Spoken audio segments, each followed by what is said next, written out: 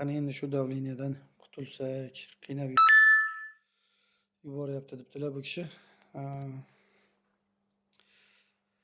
Xudo xohlasa biz asalari muolajasi bilan davleniyani kelib chiqishini muolaja qilib beramiz. Misol mana ukol dori olasiz, boshqa qilasiz, qonni suyultiruvchi, shunga o'xshagan muolajalar qilinadi. Yana ukol dorining kuchi ketishi bilan yana qaytadan chiqaveradi. Asalari muolajasida unday emas. Endi qayerdan chiqyapti davleniya?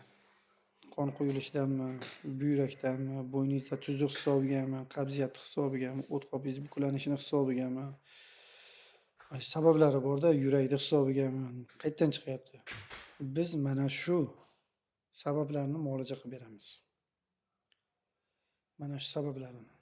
U sababini yo'qotish kerak-da. Uni haligi davleniya chiqqanda davleniya bilan kurashish emas, uni oldini olish kerak. Mana qon bilan bog'liq bo'lsa, biz tomirdan qon olamiz, peshonadan qon olamiz, tilla taglardan qon olishlarimiz bor. Misol davleniya uchun peshonadan, tomirlardan qon olamiz. Agar qon bilan bog'liq bo'lsa, bitta qon olganingiz bilan joyida chiqmaydi. Chunki mana 1 yil, 1,5 yil, 2 yillab ham davleniya bitta muolajadan keyin chiqmay qo'yganlar bor. Keyin biz aytamizki, mana shu tomirdan qon olgizib turinglar. Har 6 oyda. Bahorda tomirdan olgizing, xohlang misol mana bizga o'xshagan tabiblar keling, xohlang mana qon olish markazi bor, donor qilinadi. Ana shu yerga boring.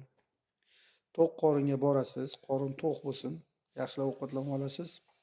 Borib 200 gram, 300 gram o'zlari qon olishadi. Olgandan keyin 2 kun, eng kamida 2 kun, bo'lmasam 3 kun quvvatingizga qaraladi. Yana agarcha quvvat sal pastroq olib 1 kun. Umuman hech narsa yeyilmaydi. Faqat dog' suv ichiladi.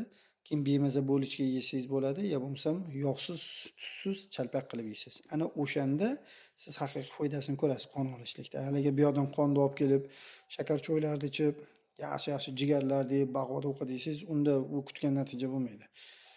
Shifosi parhez bilan o'ta zo'r bo'ladi. Mana shuni qilinglar. Haliga aytadi, donor bo'lib qolsam-chi deydi-da. Odamlarda shu tushuncha bor, donor bo'lib qolsam-chi. Lekin har kuni bitta davleniya dori ichishlikka donor. Uni o'ylamaydi. Lekin qon oldirib tur desangiz, donor bo'lib qolishlikdan xavotir olmang. Har 6 oyda oldirib turishlik shart qonni. Bahorda tomirdan olgizing, kuzakda hijoma qildirgizing.